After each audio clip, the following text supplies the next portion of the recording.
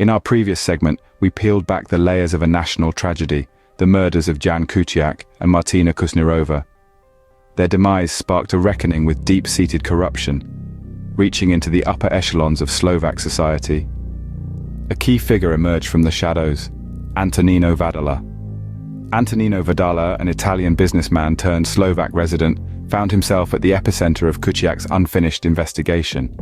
Vadala's businesses in Slovakia, spanning from agriculture to real estate, were allegedly not merely commercial enterprises. They were suspected fronts for a more sinister operation tied to the Ndrangheta, one of Italy's most potent and enigmatic criminal networks. Kuciak's investigative work cast a light on the symbiotic relationship between Vadala and several Slovak politicians. This intricate web of connections hinted at collusion and corruption at a staggering scale. Among those implicated was Robert Fico, the then Prime Minister, re-elected in 2023. The revelations shook his government to its core, ultimately resulting in its collapse. Vadala's influence wasn't confined to business deals. It suggested a systemic decay within the Slovak state apparatus, which seemingly allowed organized crime to thrive unchecked. His operations underscored a harsh reality. The Ndrangheta had penetrated Slovakia, exploiting its strategic position within the European Union for money laundering and drug trafficking. Vadala allegedly played a key role in this operation. The Ndrangheta's infiltration into Slovakia is not an isolated case. It's part of a larger strategy to extend its criminal empire beyond Italy's borders. Vadala's activities in Slovakia exemplify the Mafia's modus operandi, using legitimate businesses as a smokescreen for illicit activities from drug trafficking to money laundering.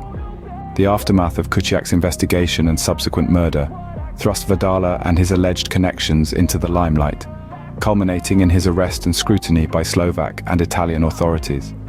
However, the journey to justice is fraught with legal obstacles and the Ndrangheta's shadowy influence, complicating efforts to hold Vadala and his associates accountable.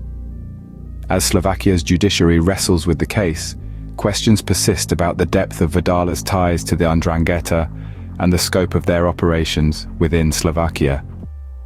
The Vadala saga attests to the challenges confronting those brave enough to stand against the intertwined forces of organized crime and political corruption. In our next segment, we'll delve deeper into the Ndrangheta's presence in Slovakia, the ongoing quest for justice following Kuciak and Kusnerova's murders, and the enduring spirit of investigative journalism in the face of adversity.